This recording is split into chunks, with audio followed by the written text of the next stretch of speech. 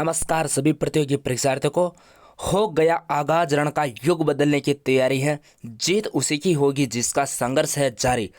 तो प्यारे विद्यार्थियों, आप राजस्थान की किसी भी एग्जाम की यदि तैयारी कर रहे हो तो इस वीडियो में प्लीज बने रहिएगा। 250 वन लाइनर प्रश्न इसमें सोल्व कराने वाला हूं मैं कुछ ही मिनट में, यानी कि राजस्थान कला एवं संस्कृत के 225 very very important person one liner प्रश्न होने वाले हैं दोस्तों। तो प्लीज़ वीडियो को स्किप मत करिएगा दोस्तों, और एक एक प्रश्न में पूरा ध्यान देकर देखते रहिएगा दोस्तों।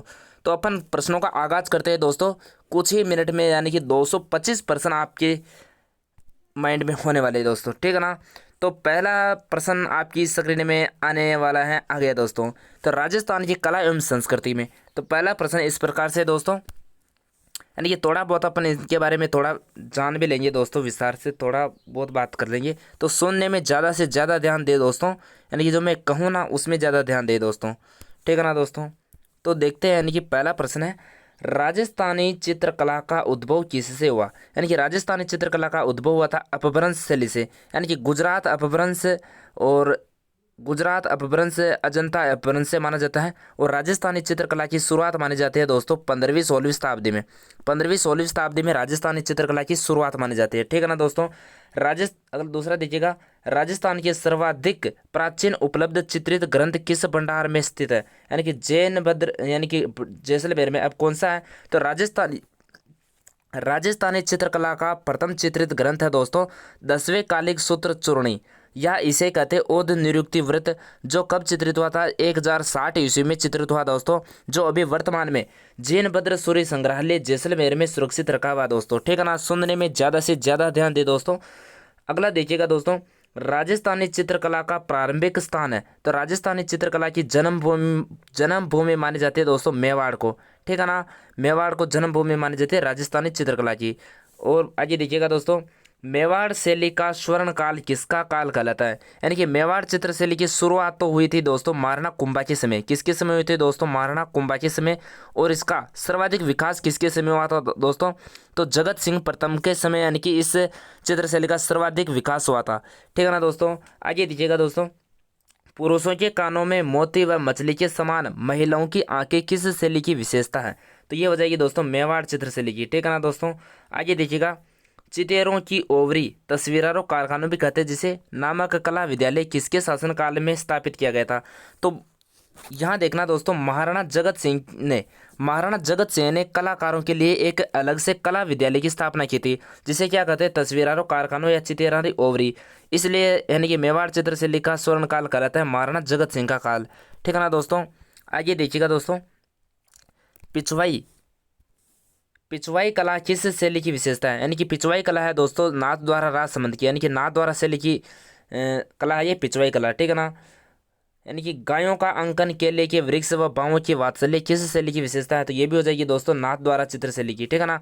नाथ द्वारा चित्र शैली तो दोस्तों राज संबंध में है। इस चित्र शैली का यानी कि प्रारंभ काल भी राज सिंह का काल था और स्वर्ण काल भी राज सिंह का काल था, ठीक है ना दोस्तों। और यहाँ पीला व हरा रंग ज़्यादा पीला व हरे रंग की प्रधानता देखने को मिलती है। आगे देखिएगा दोस्तों, प्राकृतिक परिवेश अंतःपुर एवं राजसी ठाठ किस शैली की विशेषता है। तो ये हो जाएगी दोस्तों देवगढ़ चित्र शैली। ये देवगढ़ चित्र शैली कहाँ दोस्तों, राजसमंद में। देवगढ़ चित्र शैली कहाँ दोस्तों, राजसमंद में, ठीक है ना। इसको देवगढ़ ठिकाने की स्थापना की थी दोस्तों द्वारका प्रसाद दास द्वारा, ठीक है ना दोस्तों।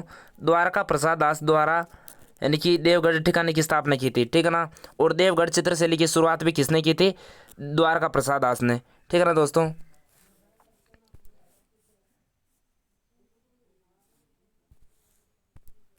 आइए देखिएगा दोस्तों, अगला प्रश्न देखते हैं, मारवाड़ शैली का स्वतंत्र अस्तित्व, मारवाड़ चित्र शैली का स्वतंत्र अस्तित्व किसके शासनकाल में आया था। तो ये आया था राव मालदेव के समय। यानी कि मेवाड़ चित्र शैली की शुरुआत किसके समय हुई थी, तो मालदेव के समय इस चित्र शैली की शुरुआत हुई थी, ठीक है ना। किशनगढ़ शैली का स्वर्ण काल युग किसका काल है। यानी कि जो किशनगढ़ चित्र शैली है, ये किशनगढ़ कहाँ दोस्तों, अजमेर में। कहाँ ये, अजमेर में हो जाएगा, अजमेर में। इस चित्र शैली का यानी प्रारंभ भी हुआ था सावंत सिंह के समय, या इसे क्या कहते हैं नागरीदास। और इस चित्रशैली का स्वर्ण काल भी किसका हो जाएगा, सामंत सिंह या नागरीदास का। ठीक है ना दोस्तों। आगे देखिएगा, चांदनी रात की संगोष्ठी व बनी ठनी किस शैली के प्रमुख चित्रकार है, यानी कि किस चित्रशैली में देखने को मिलते हैं, तो किशनगढ़ चित्रशैली में। इसे बनी ठनी चित्रशैली भी कहते हैं दोस्तों, बनी ठनी। ठीक है ना। बने ठने के चित्रकार कौन थे, यानी कि बने ठने का चित्र किसने बनाया था, मोरध्वज निहाल चंद ने। और भी यहाँ के यानी कि अलग किशनगढ़ चित्रशैली के कलाकार जैसे चित्रकार है, जैसे लाडी दास हो जाएगा और अमरचंद हो जाएगा। ठीक है ना, नानक राम हो जाएगा, ये किशनगढ़ चित्रशैली के चित्रकार है। यानी कि बने ठने को भारतीय मोनालिसा किसने कहा, यानी कि बने ठने के चित्र को यानी कि भारत के मोनालिसा किसने कहा था दोस्तों, तो ये कहा था एरिक डिक्सन ने। एरिक डिक्सन ने दोस्तों ब्यावर शहर की स्थापना की थी। ये एक अंग्रेज था दोस्तों, तो इसने ब्यावर शहर की स्थापना की थी। ठीक है ना। आगे देखिएगा दोस्तों, बेसरी यानी कि बेसरी, बेसरी जो नाक में पहना जाता है, बेसरी तथा सरोवर में खिलते हुए कमल किस शैली की विशेषता थी, तो ये थी दोस्तों किशनगढ़ चित्रशैली की। ठीक है ना, किशनगढ़ चित्रशैली में आपको याद रखना ये। आगे देखिएगा दोस्तों, बीकानेर चित्रशैली, बीकानेर बीकानेर शैली के प्रारंभिक चित्रों में जैन शैली का प्रभाव मिलता है, जिसमें सिद्धहस्त परिवार कौन सा है, तो मथेरण, यानी कि मथेरण कला एक मिट्टी से एक बनाई जाती कला है। तो मथेरण कला कहाँ की प्रसिद्ध हो जाएगी, बीकानेर की। ठीक है ना। तो मथेरण एक परिवार भी है जो इस सिद्धहस्त है इसमें बीकानेर शैली में। ठीक है ना।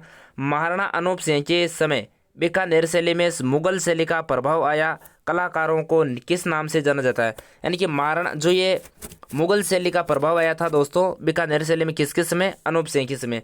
और याद रखना दोस्तों, बीकानेर चित्रशैली का प्रारंभ तो था राय सिंह का समय। ठीक है ना, प्रारंभ किसके समय माना जाता है, राय सिंह के समय। और इसका स्वर्ण काल किसका हो जाएगा, अनूप सिंह का काल स्वर्णिम काल माना जाता है बीकानेर चित्रशैली का। और इसके प्रमुख चित्रकार क्या कहलाते हैं, उस्ता कहलाते हैं दोस्तों, क्या कहलाते हैं, उस्ता। और याद रखना दोस्तों, उस्ता तो कहलाते हैं, लेकिन ये किसी भी यानी कि कोई भी चित्र बनाकर, यह राजस्थान की एकमात्र चित्रशैली है जिसमें चित्रकार यानी कि चित्र बनाने के बाद, जैसे ये कोई भी जैसे एक चित्र बना दिया, चित्र बनाने के बाद क्या करेंगे दोस्तों, एक तो पहले तो वहाँ तारीख लिखेंगे दोस्तों, क्या लिखेंगे, तारीख लिखेंगे, यानी कि तारीख लिख के और उसमें क्या कर देंगे दोस्तों, अपने साइन कर देंगे, हस्ताक्षर कर देंगे। ठीक है ना दोस्तों, अपने हस्ताक्षर कर देंगे। ये किस चित्रशैली की विशेषता है, तो ये हो जाएगी दोस्तों बीकानेर चित्रशैली की विशेषता है, जो यहाँ कलाकार यानी कि चित्र बनाने के बाद डेट व अपने हस्ताक्षर करते थे। आगे देखिएगा दोस्तों, बुझे हुए रंगों का प्रयोग, पारदर्शी वेशभूषा तथा लकड़ी के दरवाजों पर चित्रण किस शैली की विशेषता है, तो ये हो जाएगी दोस्तों नागौर चित्रशैली की। नागौर चित्रशैली की मैं बात करूं तो इसका प्रारंभ तो हुआ था दोस्तों अमर सिंह के समय। किसके समय हुआ था, अमर सिंह राठौड़ के समय इसका प्रारंभ हुआ था। अमर सिंह यानी कि कटार के धनी। ठीक है ना। और इसका यानी कि स्वर्ण काल माना जाता है दोस्तों, स्वर्ण काल माना जाता है बखत सिंह का काल। ठीक है ना, बखत सिंह का काल इसका स्वर्ण काल माना जाता है नागौर चित्रशैली का, जिसमें बुझे हुए पारदर्शी रंगों का प्रयोग हुआ। ठीक है ना दोस्तों। आगे देखिएगा दोस्तों, इसी प्रकार वीडियो को स्किप मत करिएगा दोस्तों, आपको बहुत ही शानदार शानदार प्रकार की जानकारी मिलने वाली है दोस्तों। इस तथ्यात्मक वीडियो में आप बने रहिएगा। वन लाइनर प्रश्न यानी कि बहुत ही शानदार तरीके से सॉल्व करवाने वाला हूं मैं। आप राजस्थान का कोई भी एग्जाम दे देना, यानी कि राजस्थान में यानी कि अधिकतर ये प्रश्न वही बनाए हुए हैं जो अधिकतर एग्जाम में आए हुए हैं। ठीक है ना दोस्तों। आगे देखिएगा दोस्तों, ये प्रश्न बहुत सी बार पूछा गया है, एकमात्र महिला चित्रकार साहिबा का उल्लेख किस चित्रशैली में मिलता है, साहिबा यानी कि एकमात्र महिला चित्रकार है ये साहिबा। एकमात्र तो नहीं कह सकते दोस्तों, क्योंकि नाथद्वारा चित्रशैली में, अपने नाथद्वारा चित्रशैली में वो भी है दोस्तों कमला इलायची। तो ये देखिएगा साहिबा का उल्लेख किस चित्रशैली में देखने को मिलता है, तो अजमेर में। ठीक है ना। आगे देखिएगा दोस्तों, पशु पक्षियों से संबंधित कौन सी चित्रशैली, यानी कि पशु पक्षी चित्रशैली का नाम आते हैं, आपको क्या करना है दोस्तों, बूंदी चित्रशैली कर देना है। ठीक है ना। बूंदी में चित्रशाला है, चित्रशाला का निर्माण करवाया था दोस्तों उम्मेद सिंह के द्वारा। चित्रशाला का निर्माण किसके द्वारा करवाया था, उम्मेद सिंह के द्वारा करवाया था, जिसे क्या कहते हैं, बीती चित्रों का स्वर्ग कहते थे दोस्तों। ठीक है ना। आगे देखिएगा दोस्तों, किस शैली के चित्रों में रानियों व नारियों को पुरुषों के साथ शिकार करते हुए दिखाया गया है, यानी कि ऐसे कौन सी चित्रशैली है जिसमें नारियों यानी कि महिलाओं को भी शिकार करते हुए दिखाया गया है, तो वो हो जाएगी दोस्तों कोटा चित्रशैली। ठीक है ना। शिकार का नाम आते हैं दोस्तों कौन सी चित्रशैली करना आपको, कोटा चित्रशैली। ठीक है ना, कोटा चित्रशैली हो जाएगी।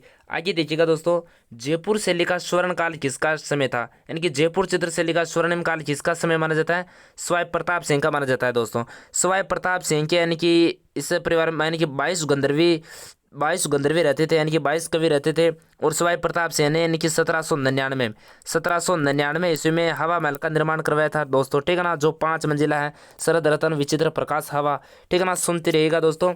आइए देखिएगा ना, कहाँ की शैली सजावट व उज्ज्वलता के लिए प्रसिद्ध है, यानी कि कौन सी चित्र शैली जो सजावट व उज्ज्वलता के लिए प्रसिद्ध है, तो जयपुर चित्र शैली हो जाएगी, ठीक है ना। आइए देखिएगा, आदम कद के चित्र, आदम कद होता है दोस्तों पूर्ण चित्र, ठीक है ना। आदम कद के चित्र सर्वप्रथम किसने प्रारंभ किए थे, तो जयपुर में साहिब राम ने प्रारंभ किए थे। और याद रखना दोस्तों, साहिब राम ने किसका चित्र बनाया था, तो इसने बनाया था ईश्वरी सिंह का चित्र। किसका चित्र बनाया था इसने, आदम कद, ईश्वरी सिंह का चित्र बनाया था। ईश्वरी सिंह नहीं, सरगासुली का निर्माण करवाया था, जिसे स्वर्ग यानी कि स्वर्ग को छूते इसे कहते हैं, ईसर लाट भी कहते हैं जिसे। और ईसर लाट से कूद कर इसने ईश्वरी सिंह ने आत्महत्या की थी दोस्तों। आगे देखिएगा दोस्तों, यानी कि अंग्रेजी जीवन पद्धति एवं योगासन किस शैली की विशेषता है, ये इंपॉर्टेंट है दोस्तों। योगासन, अंग्रेजी जीवन शैली की और योगासन किस चित्र शैली की विशेषता है, ये हो जाएगी दोस्तों अलवर चित्र शैली की, ठीक है ना। आगे देखिएगा, बॉर्डर पर चित्रण बसलो चित्रण किस चित्र शैली की विशेषता है, तो ये हो जाएगी अलवर चित्र शैली। भारतीय चित्रकला का पितामह किसे कहते हैं, यानी कि जो भारतीय चित्रकला थी पहले, यानी कि भारत में चित्रकला का जनक किसे कहते हैं, यूँ मान के चले, पर भारतीय चित्रकला का पितामह किसे कहते हैं, तो ये कहते हैं दोस्तों रवि वर्मा को। रवि वर्मा कहाँ के निवासी थे, तो ये केरल के निवासी थे दोस्तों। कहाँ के निवासी थे, केरल के। ये तो हो जाएगा दोस्तों भारतीय चित्रकला का जनक।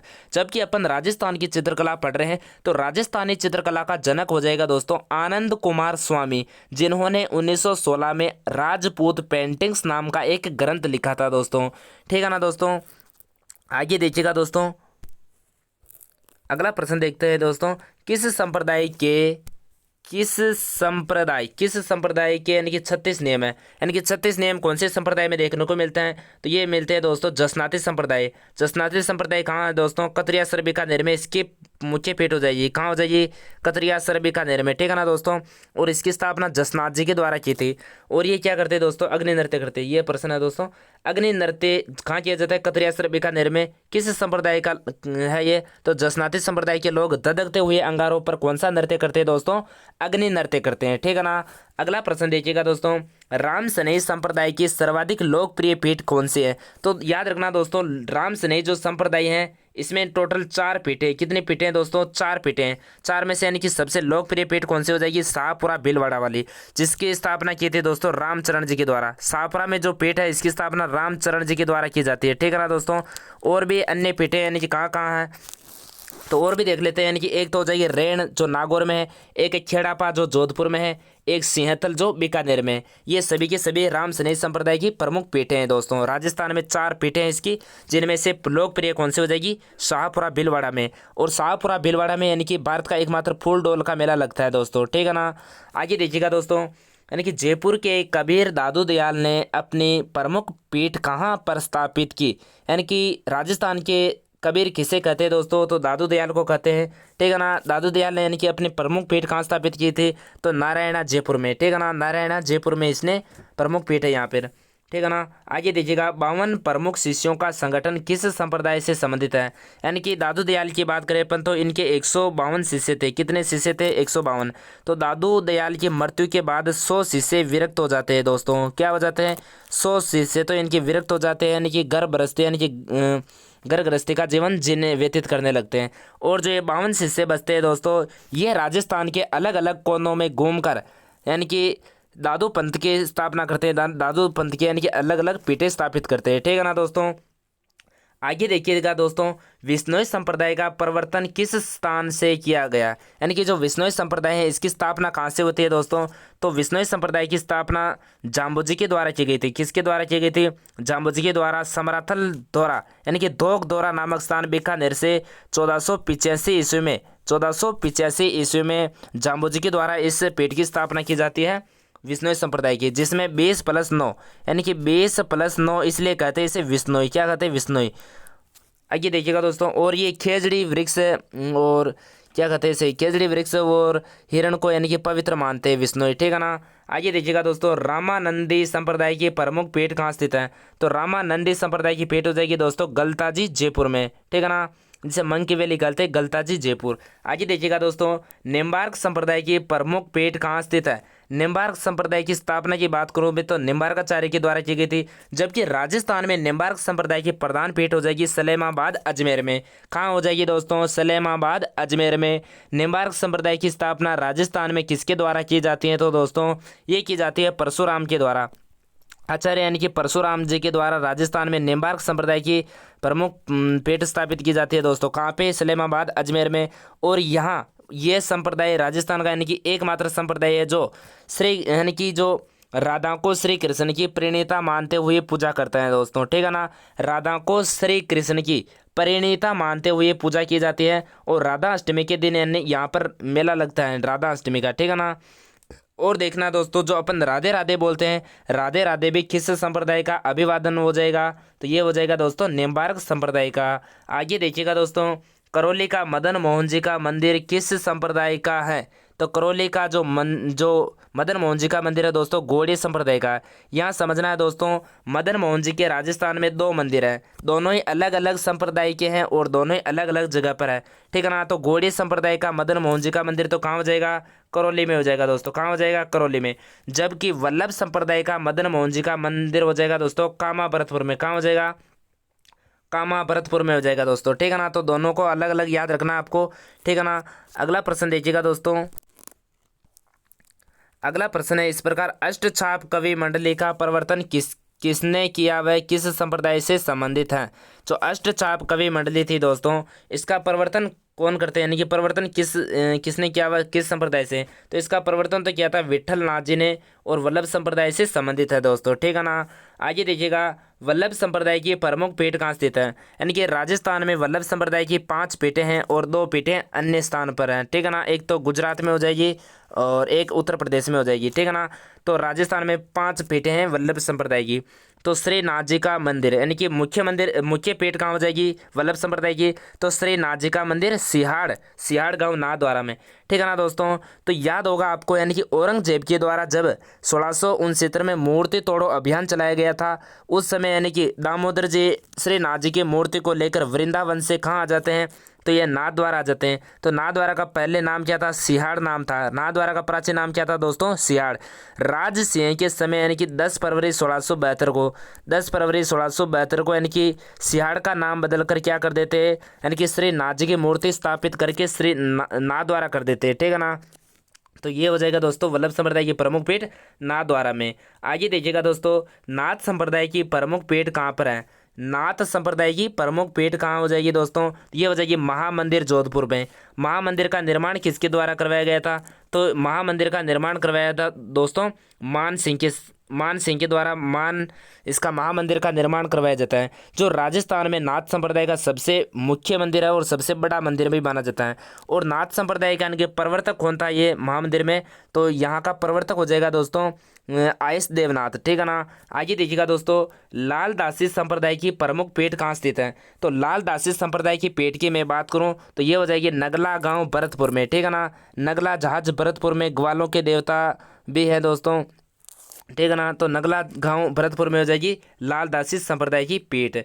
आगे देखिएगा दोस्तों, किस संप्रदाय में सगुण व निर्गुण भक्ति का मार्ग बताया गया है, यानी कि कौन सा संप्रदाय है जिसमें सगुण भक्ति व निर्गुण भक्ति दोनों का मिश्रण बताया गया है, तो ये हो जाएगा दोस्तों चरणदासी संप्रदाय। और याद होगा आपको, चरणदास जी ने ही भविष्यवाणी की थी, यानी कि चरणदास जी के समय ये दिल्ली में रहा करते थे, दिल्ली इनका ननियाल था दोस्तों, तो ये दिल्ली में रहते थे। तो मोहम्मद शाह रंगीला के समय इन्होंने दिल्ली पर यानी कि नादिर शाह के आक्रमण की भविष्यवाणी की थी 1739 में। नादिर शाह के आक्रमण की भविष्यवाणी कब की थी इन्होंने, 1739 में, जो दोस्तों क्या हुई थी, सत्य हुई थी दोस्तों, ठीक है ना। मोहम्मद शाह रंगीला के समय दिल्ली पर आक्रमण कर दिया नादिर शाह ने कब आक्रमण किया था दोस्तों, 1739 में। इन्हें भविष्यवाणी की थी चरणदास जी ने, जो क्या हुई थी, सत्य हुई थी। और प्रश्न आता है दोस्तों, राजस्थान का ऐसा कौन सा संप्रदाय है जिसकी पीठ राजस्थान से बाहर है, तो वो हो जाएगा दोस्तों चरणदास जी की पीठ। ये कहाँ हो जाएगी दोस्तों, दिल्ली में हो जाएगी। कहाँ है चरणदास जी की पीठ, तो ये इनकी पीठ है दिल्ली में, ठीक है ना, दिल्ली में इनकी पीठ हो जाएगी। तो आगे देखिएगा दोस्तों, आगे देखिएगा दोस्तों, किस संत ने नादिर शाह के, आ गया ना प्रश्न, अभी मैंने बता दिया था दोस्तों, ठीक है ना। तो किस संत ने नादिर शाह के आक्रमण की भविष्यवाणी की थी, यह प्रश्न पहले आया हुआ है दोस्तों, चरणदास जी ने। और चरणदास जी के दो शिष्य भी थे दोस्तों। दो शिष्य का क्या नाम है, एक का नाम तो था सहजो भाई, क्या नाम था दोस्तों, सहजो भाई व दया भाई, ठीक है ना। सहजो भाई व दया भाई, इन्होंने मेवाती बोली में अपने उपदेश दिए हैं। मेवाती बोली में इन्होंने अपने ग्रंथ लिखे हैं दोस्तों, ठीक है ना। सहजो भाई ने सहज प्रकाश लिखा है, दया भाई ने विनय मालिका व दया बोध लिखा है दोस्तों, ठीक है ना। आगे देखिएगा दोस्तों, संत धन्ना जी का जन्म कहाँ पर हुआ था। तो संत धन्ना जी एक जाट परिवार में जन्मे थे दोस्तों। कहाँ पे हुआ था इनका जन्म, धुवन ग्राम टोंक में हुआ था दोस्तों, ठीक है ना। इनके गुरु का नाम था रामानंद जी, ठीक है ना। आगे देखिएगा दोस्तों, संत पेपा जी का जन्म कहाँ पर हुआ था। तो संत पेपा जी का जन्म हुआ था दोस्तों गागरोन झालावाड़ में। कहाँ पड़ता है, गागरोन झालावाड़ में संत पेपा का जन्म हुआ था। तो संत पेपा पहले क्या थे, राजा थे, क्या थे, राजा थे। और फिर बाद में राजा से क्या बन जाते हैं, सन्यासी बन जाते हैं, यानी कि संत बन जाते हैं। तो इनका गागरोन में क्या बने हुए दोस्तों, छतरी बनी हुई। संत पेपा की छतरी की बात करूँ तो छतरी कहाँ बनी हुई है दोस्तों, छतरी तो हो जाएगी इनके गागरोन झालावाड़ में। जबकि संत पेपा की गुफा कहाँ हो जाएगी दोस्तों, टोडा राय सिंह टोंक में। टोडा राय सिंह टोंक में इनकी गुफा बनी हुई है। और संत पेपा जी का मंदिर कहाँ है, तो समदड़ी गांव बाड़मेर में। तो तीनों ही चीज़ें आपको याद रहनी चाहिए दोस्तों। संत पेपा का यानी कि छतरी कहाँ हो जाएगी, गागरोन झालावाड़ में। जबकि इनकी गुफा कहाँ बनी हुई है दोस्तों, तो ये बनी हुई है टोडा राय सिंह टोंक में। और संत पेपा जी का मंदिर कहाँ है दोस्तों, तो ये हो जाएगा समदड़ी गांव बाड़मेर में। आपको मेरे को जहाँ तक लग रहा है आपको मज़ा आ रहा होगा दोस्तों। बहुत ही शानदार शानदार जानकारियाँ आपको प्राप्त होने वाली है। और भी वीडियो को स्किप मत करिएगा दोस्तों, देखते रहिएगा दोस्तों, ठीक है ना। और देखिएगा आगे दोस्तों, संत सुंदरदास जी का जन्म कहाँ हुआ था। तो सुंदरदास जी की मैं बात करूँ तो इनका जन्म हुआ था दोस्तों दौसा में। कहाँ हुआ था, दौसा में हुआ था इनका जन्म। और कब ये जो अपने संत दादू दयाल थे, दादू दयाल के प्रथम शिष्य माने जाते हैं और सबसे प्रिय शिष्य भी संत सुंदरदास थे दोस्तों, ठीक है ना। आगे दीजिएगा दोस्तों, वागड़ की मीरा किसे कहते हैं। वागड़ की मीरा कहते हैं दोस्तों गवरी बाई को। किसे कहते हैं दोस्तों, गवरी बाई को वागड़ की मीरा कहते हैं, ठीक है ना। आइए देखिएगा दोस्तों, दाऊदी बोहरा संप्रदाय की प्रमुख पीठ कहाँ स्थित है। दाऊदी बोहरा संप्रदाय की पीठ हो जाएगी दोस्तों गलियाकोट डूंगरपुर में। दाऊदी बोहरा संप्रदाय की पीठ कहाँ से दोस्तों, गलियाकोट डूंगरपुर में। और संत फखरुद्दीन की दरगाह भी यहीं स्थित है, ठीक है ना। संत फखरुद्दीन की दरगाह भी गलियाकोट में है। और दाऊदी बोहरा संप्रदाय का पीठ भी ये कहाँ हो जाएगी, गलियाकोट में, ठीक है ना। आगे देखिएगा दोस्तों, किस लोक देवता का मंदिर मकबरा नुमा जिसको वर्तमान स्वरूप बीकानेर के महाराजा गंगा सिंह ने दिया था। यानी कि मैं बात करूं गोगा जी की, ठीक है ना। और बात करते हैं इनके विस्तार से थोड़ी गोगा जी के बारे में, ठीक है ना। गोगा जी से दोस्तों क्या क्या प्रश्न बन सकते हैं, यानी कि सबसे पहले देखते हैं यानी कि गोगा जी का जन्म कहाँ हुआ था। यानी कि जन्म हुआ था भाद्रपद कृष्ण नवमी में। भाद्रपद कृष्ण नवमी को दिन इनका जन्म हुआ था दोस्तों। कहाँ हुआ था, तो ददरेवा राजगढ़ चूरू में इनका जन्म हुआ था, ठीक है ना। ददरेवा राजगढ़ चूरू में इनका जन्म हुआ था। और बात करें यानी कि मंदिर की बात कर रहे हैं, तो यानी कि गोगा जी मोहम्मद गजनवी के साथ युद्ध करते हुए वीरगति को प्राप्त हुए थे। तो इनका जहाँ सिर कटकर गिरा था वहाँ तो बन गई शीर्ष मेढ़ी। और जहाँ इनका धड़ कटकर गिरा था वहाँ बन गई दूर मेढ़ी।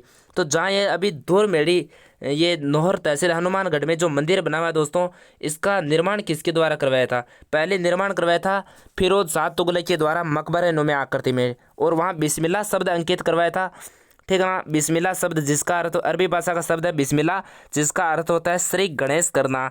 और बात करें दोस्तों, तो जो फिरोज शाह तुगलक के द्वारा जो मकबरा नुमा आकृति में जो मंदिर बनवाया गया था गोगा जी का, उसका आधुनिक निर्माण जो अभी वर्तमान स्वरूप में जो देखने को मिलता है, उसका निर्माण करवाया था दोस्तों महाराजा गंगा सिंह ने।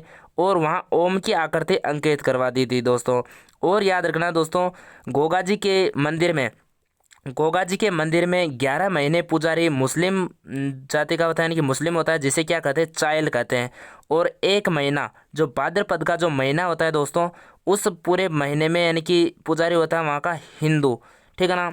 भाद्रपद महीने में हिंदू पुजारी होता है। और बात करते हैं दोस्तों गायों की रक्षा के लिए, अभी बात कर लिए अपने गायन की गायों की रक्षा के लिए महमूद गजनवी के साथ युद्ध किसने किया था, तो गोगा जी ने किया था दोस्तों, ठीक है ना। और बात करते हैं गोगा जी की ओल्डी कहाँ पर स्थित है। गोगा जी की ओल्डी बनी हुई है दोस्तों केलोरियों की ढाणी सांचौर जालौर में, ठीक है ना। आगे देखिएगा दोस्तों, कामड़िया पंथ किसने प्रारंभ किया था। कामड़िया पंथ की मैं बात करूँ तो ये प्रारंभ किया था दोस्तों रामदेव जी ने, ठीक है ना। कामड़िया पंथ किसने चलाया था, रामदेव जी ने चलाया था। और जो कामड़िया पंथ की जो महिलाएं होती है दोस्तों, कामड़िया पंथ की जो महिलाएं होती हैं उनके द्वारा 13 ताली नृत्य किया जाता है। 13 ताली नृत्य करते समय यानी कि 13 मंजीरे बांधे जाते हैं। 9 तो दाएं पैर में बांधे जाते हैं, 2 यानी कि 4 हाथों पर बांधे जाते हैं।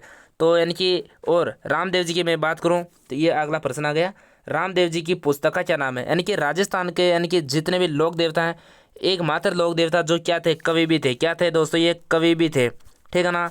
रामदेव जी का जन्म यानी कि शिव उंडू काश्मीर शिव तहसील बाड़मेर में हुआ था दोस्तों। कब हुआ था इनका जन्म, यानी कि शिव तहसील बाड़मेर में इनका जन्म हुआ था। भाद्रपद शुक्ल द्वितीया के दिन इनका जन्म हुआ था और इन्होंने जीवित समाधि ली थी दोस्तों। कब ली थी, भाद्रपद शुक्ल एकादशी के दिन इन्होंने राम सरोवर की पाल रुणेचा जैसलमेर में इन्होंने जीवित समाधि ली थी दोस्तों, ठीक है ना। और भी बात करते रहेंगे दोस्तों आप पे आगे। पाबूजी को केसर काल में घोड़ी किसने सौंपी थी। जो पाबूजी थे ना दोस्तों, इनको केसर काल में घोड़ी किसने दी थी, तो देवल चारणी ने दी थी। देवल चारणी कहाँ की थी, तो बिगनियाई गांव बाड़मेर की थी। ये बिगनियाई गांव बाड़मेर की थी देवल चारणी, यानी कि इनकी घोड़ी थी केसर काल में, जो पाबूजी विवाह करते समय विवाह के समय लेकर गए थे दोस्तों, ठीक है ना। ऊँटों का देवता किसे कहा जाता है, तो राजस्थान में सर्वप्रथम ऊँट व सांडा लाने का श्रेय किसे दिया जाता है, पाबूजी को दिया जाता है दोस्तों, ठीक है ना। सर्वप्रथम ऊँट कौन लेकर आए थे राजस्थान में, तो पाबूजी। पाबूजी को किसका अवतार माना जाता है, तो पाबूजी को दोस्तों लक्ष्मण का अवतार माना जाता है। किसका अवतार माना जाता है दोस्तों, लक्ष्मण का अवतार माना जाता है पाबूजी को।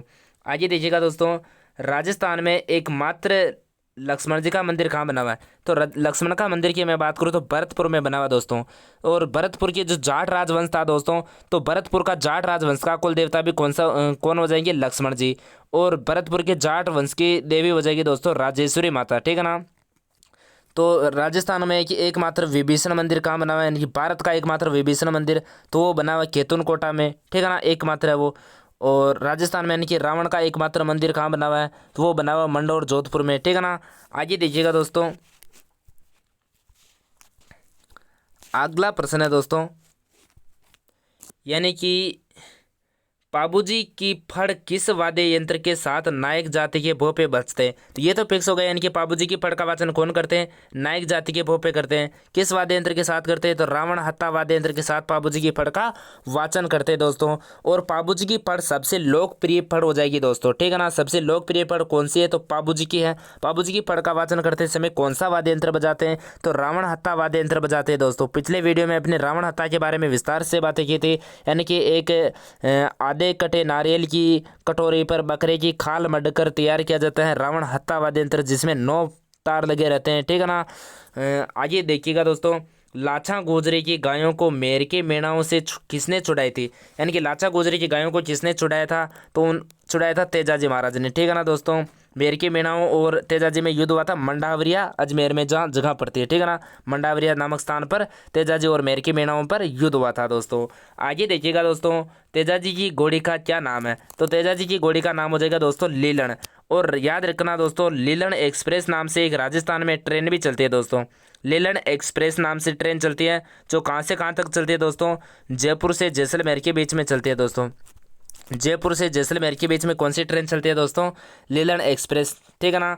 आगे देखिएगा दोस्तों, गुर्जर जाति के लोक देवता देवनारायण जी का मुख्य मंदिर कहाँ स्थित है, तो देवनारायण जी के मुख्य मंदिर की मैं बात करूँ तो हो जाएगा आसिंद भीलवाड़ा में। आसिंद दोस्तों खारी नदी के किनारे स्थित है। आसिंद किस नदी के किनारे हो जाएगा, खारी नदी के किनारे है। और देवनारायण जी का यानी कि एक मंदिर है देवडूंगरी। देवडूंगरी कहाँ हो जाएगा दोस्तों, देवडूंगरी है चित्तौड़गढ़ में। कहाँ है, देवडूंगरी चित्तौड़गढ़ में, जिसका निर्माण राणा सांगा के द्वारा करवाया था। और राणा सांगा के आराध्य देवता भी कौन हो जाएगी, देवनारायण जी, ठीक है ना। देवनारायण जी राणा सांगा के आराध्य देव थे। और भी इनके देवधाम जोधपुर टोंक में भी इनका मंदिर है।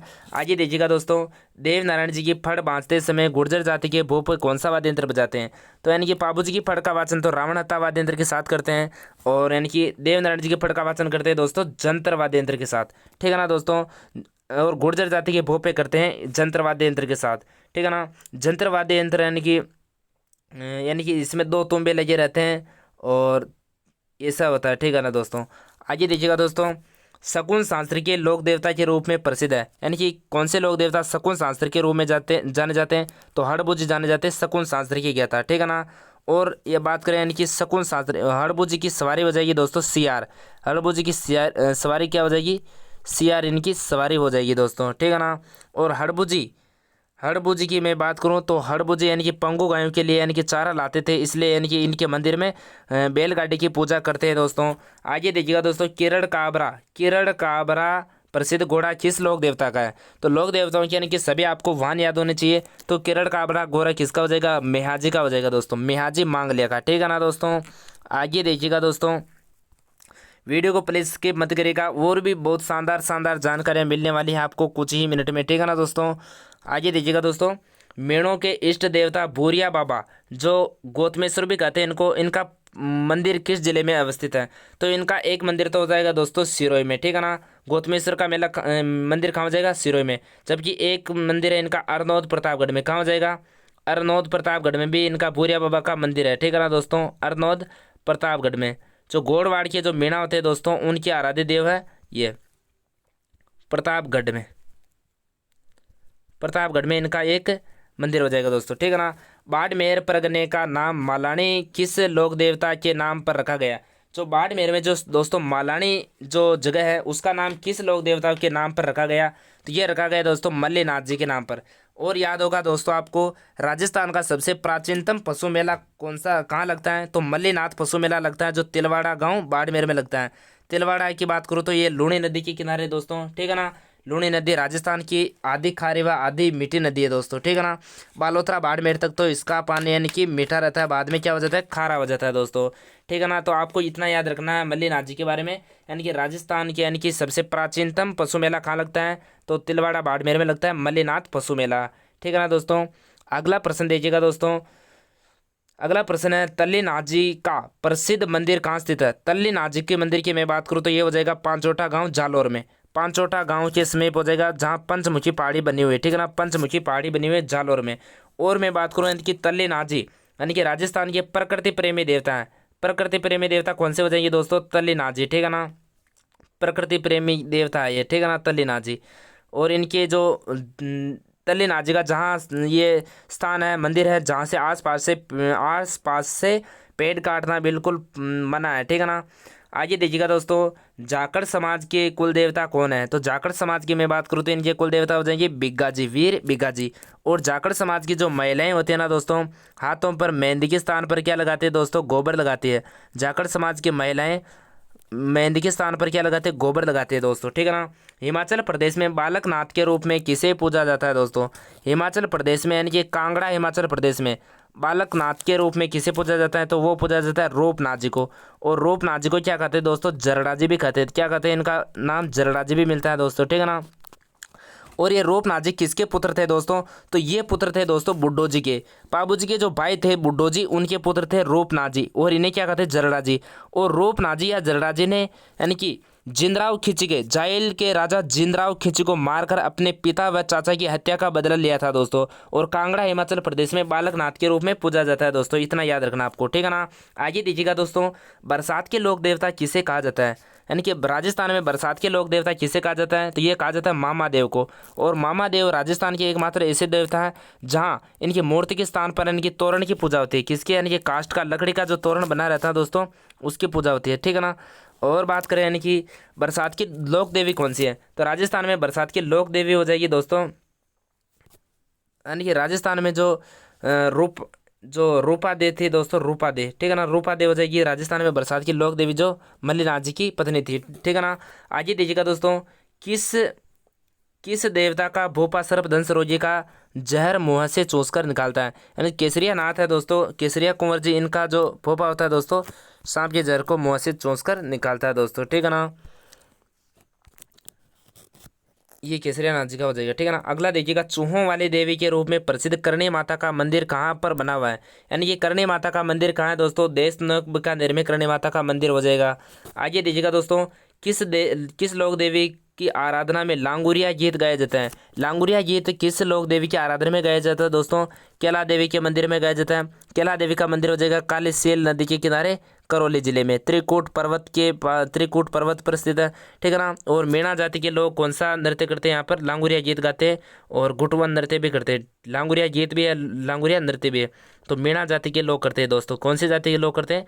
मीणा जाति के लोग करते हैं।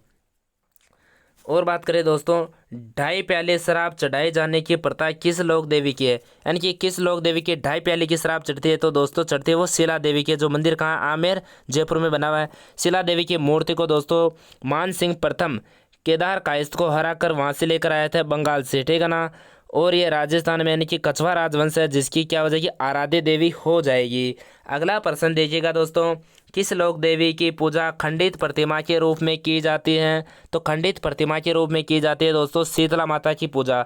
जो शीतला माता की मैं बात करूं तो इनका मंदिर हो जाएगा सेल की डोंगरी चाकसू जयपुर में, ठीक है ना दोस्तों। माधो सिंह प्रथम के द्वारा मंदिर का निर्माण करवाया था दोस्तों। चेचक निवारक देवी कहते हैं, शेडल माता कहते हैं, बच्चों की संरक्षिका देवी कहते हैं दोस्तों, ठीक है ना। ये खुद एकमात्र लोक देवी जो खंडित है, यानी ये खुद खंडित है लेकिन दूसरों को क्या रखती है, अखंड रखती है दोस्तों, ठीक है ना। अगला प्रश्न दीजिएगा, किस लोक देवी का थान बडेर तथा मंदिर दरगाह कहलाता है, यानी कि थान को तो क्या कहते हैं, बडेर, और मंदिर को क्या कहते हैं, दरगाह। कि कौन सी लोक देवी हो जाएगी, आई माता, जिनका मंदिर कहाँ है दोस्तों, बिलाड़ा गांव जोधपुर में मंदिर है इनका, ठीक है ना। और आई माता रामदेव जी की शिष्या थी दोस्तों, और इन्होंने 11 नियमों का डोरा पंथ भी चलाया था आई माता ने। और इनके मंदिर से दोस्तों, मंदिर में दीपक की लौ से क्या टपकती है दोस्तों, केसर टपकती है, यानी कि केसर टपकती है मंदिर में दीपक की लौ से, ठीक है ना। रानी सती का वास्तविक नाम क्या था दोस्तों, नारायणी था। रानी सती का वास्तविक नाम क्या था दोस्तों, नारायणी था, ठीक है ना। अगला प्रश्न देखिएगा दोस्तों, नाई जाति की कुल देवी की मैं बात करूँ तो नाई जाति की कुल देवी हो जाएगी दोस्तों नारायणी माता, ठीक है ना। नाई जाति की कुल देवी कौन सी हो जाएगी, नारायणी माता। और मैं बात करूँ तो नारायणी माता के जो चढ़ावा चढ़ता है ना दोस्तों, नाई व मेणा दोनों क्या करते हैं, चढ़ावे को लेकर विवाद चलता रहता है दोस्तों, ठीक है ना। आगे देखिएगा दोस्तों, सुगन चिड़ी का दर्शन किस लोक देवी का दर्शन है, यानी कि किस लोक देवी को सुगन चिड़ी का दर्शन माना जाता है, आवड़ माता को। आवड़ माता की मैं बात करूँ दोस्तों तो ये करने माता की क्या थी, आराध्य देवी थी। जैसलमेर में इनका मंदिर है, और अन्य मंदिर नगाना गांव बाड़मेर में और बीकानेर में भी इनका मंदिर है। जोधपुर के राठौड़ों की कुल देवी कौन सी है, तो दोस्तों तो जोधपुर के राठौड़ों की मैं बात करूँ तो इनकी कुल देवी हो जाएगी नागणची माता। नागणची माता का मंदिर कहाँ है दोस्तों, नगाना गांव बाड़मेर में इनका मंदिर है। नगाना गांव बाड़मेर में इनका मंदिर बना हुआ है, नगाना गांव बाड़मेर में। ये मूर्ति सर्वप्रथम यानी कि राजा दुहड़ लेकर आया था, चक्रेश्वरी माता कहते थे, तो ये कर्नाटक से लेकर आता है राजा दुहड़, ठीक है ना। आगे देखिएगा दोस्तों, किस लोक देवी का मंदिर मेवाड़ का खजुराहो कहलाता है, यानी कि मेवाड़ का खजुराहो किस देवी के मंदिर को कहते हैं, तो अंबिका माता का जो मंदिर बना हुआ दोस्तों जगत गांव उदयपुर में, इसे क्या कहते हैं, मेवाड़ का खजुराहो कहते हैं। यानी कि खजुराहो यानी कि भारत में खजुराहो शहर स्थित है दोस्तों मध्य प्रदेश में। तो यानी कि वहाँ पर क्या लगी हुई है, यानी कि अश्लील मूर्तियाँ यानी कि लगी हुई है, तो नग्न अर्ध नग्न अवस्था में मूर्तियाँ लगी हुई है, इसलिए क्या कहते हैं, खजुराहो। तो यानी कि राजस्थान का खजुराहो तो कहते हैं किराड़ो मंदिर बाड़मेर को, किसे कहते हैं, राजस्थान का खजुराहो किराड़ो मंदिर बाड़मेर को राजस्थान का खजुराहो कहते हैं, ठीक है ना। जबकि मेवाड़ का खजुराहो किसे कहेंगे अपन, अंबिका माता मंदिर को, ठीक है ना। एकमात्र लोक देवी, अगला प्रश्न दीजिएगा, एकमात्र लोक देवी जिसकी पेट की पूजा की जाती है, तो पेट की पूजा की जाती है दोस्तों ब्राह्मणी माता की। ब्राह्मणी माता का मंदिर कहाँ दोस्तों, 12 में इनका मंदिर बना हुआ है। और ये यानी कि कुम्हार जाति की कुल देवी हो जाएगी दोस्तों, किस जाति की हो जाएगी, कुम्हार जाति की ये क्या है, कुल देवी है, ठीक है ना। आइए देखिएगा दोस्तों, किस लोक देवी की पूजा एक बेल भोपा तथा एक ब्राह्मण करता है, यानी कि कौन सी लोक देवी जिसकी पूजा यानी कि बेल भोपा व ब्राह्मण दोनों मिलकर करते हैं, संयुक्त रूप से करते हैं, तो वो हो जाएगी दोस्तों आमजा माता, जिनका मंदिर कहाँ है दोस्तों, उदयपुर में बना हुआ है। और ये बेल जाति की कुल देवी हो जाएगी दोस्तों, ठीक है ना। बेलों की कुल देवी हो जाएगी आमजा माता, जिनका मंदिर कहाँ है, उदयपुर में, ठीक है ना दोस्तों। आगे देखिएगा, जालोर के सोनगरा चौहानों की कुल देवी कौन सी है, तो जालोर में जो सोनगरा चौहान है दोस्तों उनकी कुल देवी हो जाएगी आशापुरा माता, ठीक है ना। आशापुरा माता जिसे बोधरी माता भी कहते हैं, ठीक है ना। आगे देखिएगा दोस्तों, बपंग किस प्रकार का वाद्य यंत्र है। अब वाद्य यंत्रों से प्रश्न आएंगे दोस्तों, और इसका वीडियो मैंने पहले भी डाल दिया दोस्तों, तो इसको यानी कि और तैयारी करिएगा दोस्तों। बपंग किस प्रकार का वाद्य यंत्र है, तो बपंग हो जाएगा दोस्तों तत् वाद्य यंत्र। वाद्य यंत्र दोस्तों 4 प्रकार के होते हैं, तत् वाद्य यंत्र, सुशीर वाद्य यंत्र, अवनद वाद्य यंत्र और ताल वाद्य यंत्र। तो बपंग किस प्रकार का हो जाएगा, तत् वाद्य यंत्र। और बपंग के जादूगर किसे कहते हैं, तो बपंग के जादूगर के नाम से जाना जाता है दोस्तों जहूर खां मेवाती को। जहूर खां मेवाती को क्या कहते हैं दोस्तों, बपंग का जादूगर कहते हैं, ठीक है ना। उमर फारूक मेवाती को भी कहते हैं। और आगे देखिएगा, ये आ गया दोस्तों, जहूर खां मेवाती का संबंध किससे है, तो बपंग से है दोस्तों, बपंग ये जादूगर कहते हैं इन्हें। अलगोजा किस प्रकार का वाद्य यंत्र है? तो अलगोजा दोस्तों दो बांसुरी का मिश्रित रूप होता है दोस्तों, दो बांसुरी का मिश्रित रूप होता है और ये सुशीर वाद्य यंत्र है, ठीक है ना। और राजस्थान का राज्य वाद्य यंत्र हो जाएगा अलगोजा। राजस्थान का राज्य वाद्य यंत्र कौन सा है दोस्तों? अलगोजा हो जाएगा, ठीक है ना। अलगोजा के प्रसिद्ध कलाकार की मैं बात करूं तो रामनाथ चौधरी, यानी कि रामनाथ चौधरी जयपुर के निवासी है दोस्तों। रामनाथ चौधरी इस यानी कि अलगोजा के प्रसिद्ध कलाकार हो जाएंगे। आगे देखिएगा दोस्तों, मशक किस प्रकार का वाद्य यंत्र है? तो मशक भी दोस्तों सुशीर वाद्य यंत्र है। मशक की मैं बात करूँ तो मशक का सर्वाधिक प्रयोग भैरू जी व माता जी के मंदिरों में किया जाता है, जो बकरे की खाल से यानी कि थैलेनुमा आकृति का होता है और बकरे की खाल से बना होता है दोस्तों। बकरे की खाल का यानी कि थैलेनुमा आकृति का बना रहता है, जिसमें यानी कि फूंक मारकर बजाया जाता है, सुशीर वाद्य यंत्र हो जाएगा दोस्तों, ठीक है ना। आगे देखिएगा, कर्णा बेल का संबंध किस वाद्य यंत्र से है? तो कर्णा बेल का संबंध दोस्तों नड़ वाद्य यंत्र से है। नड़ वाद्य यंत्र की यानी कि प्रसिद्ध नड़ वादक की मैं बात करूं तो हो जाएगा कर्णाबील, ठीक है ना। कर्णाबील, ये कर्णाबील अपने मोचों के लिए भी प्रसिद्ध था दोस्तों, जैसलमेर से था ये, ठीक है ना। आगे देखिएगा, सबसे छोटा वाद्य यंत्र कौन सा है? तो सबसे छोटे वाद्य यंत्र की मैं बात करूं तो ये हो जाएगा मोरचंग, जो लोहे का बना होता है और इनकी आकृति होती है पीपल के समान, और यूरोप में इसको ज्यूप हार्प के नाम से जानते हैं दोस्तों, ठीक है ना। ये सभी संपूर्ण वाद्य यंत्रों में सबसे छोटा है, ठीक है ना।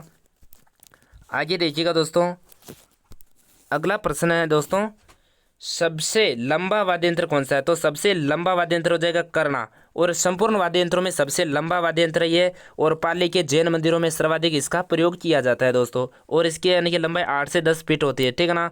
आगे देखिएगा दोस्तों, सबसे बड़ा वाद्य यंत्र तो दमामा या टामक भी कहते हैं। मोहनलाल पुरुषोत्तम दास का संबंध किससे है? तो इसका हो जाएगा मृदंग या पकावज, यानी कि पकावज के प्रसिद्ध कलाकार कौन थे?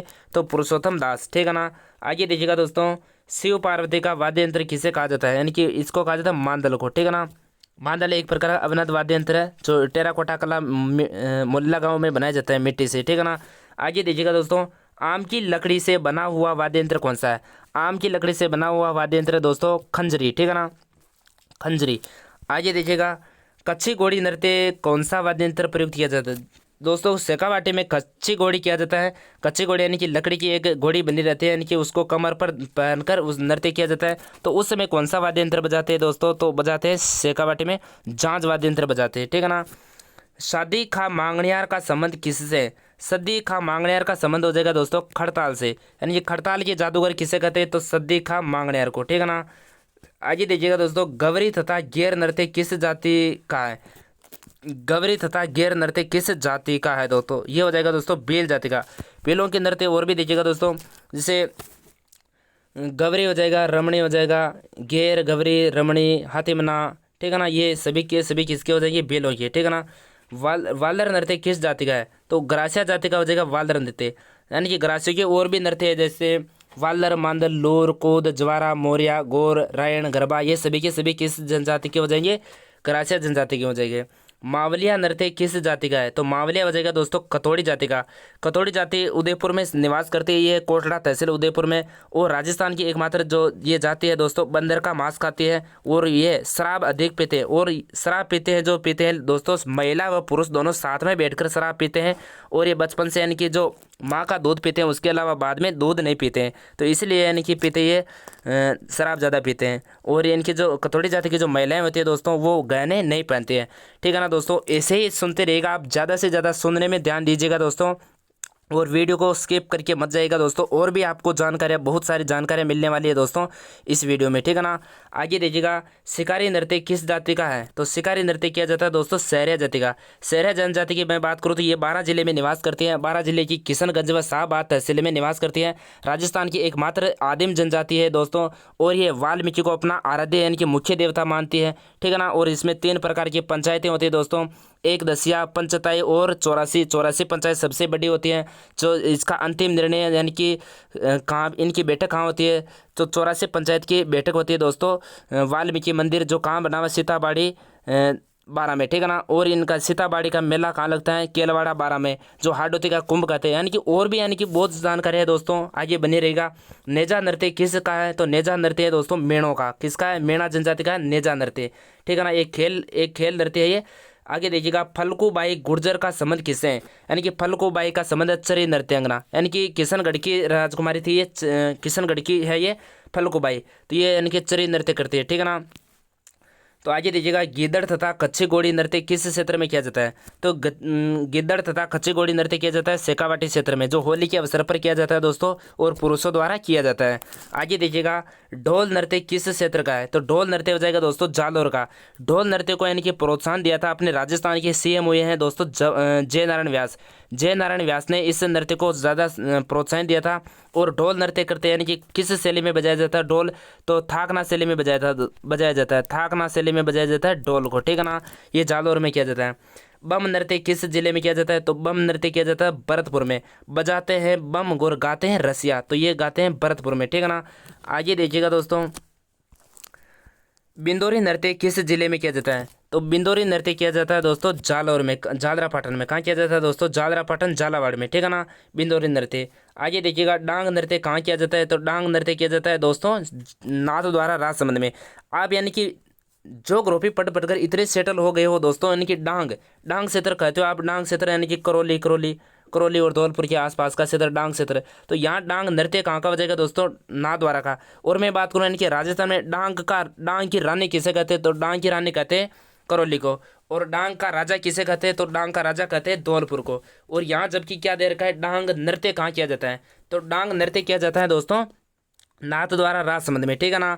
आगे देखिएगा, कजली कुसुम व द्रौपदी का संबंध किस नृत्य से है? तो ये पहले बार सुने होंगे आपने शब्द, यानी कि कजली कुसुम द्रौपदी का संबंध किस नृत्य से है? तो ये हो जाएगा भवाई नृत्य से।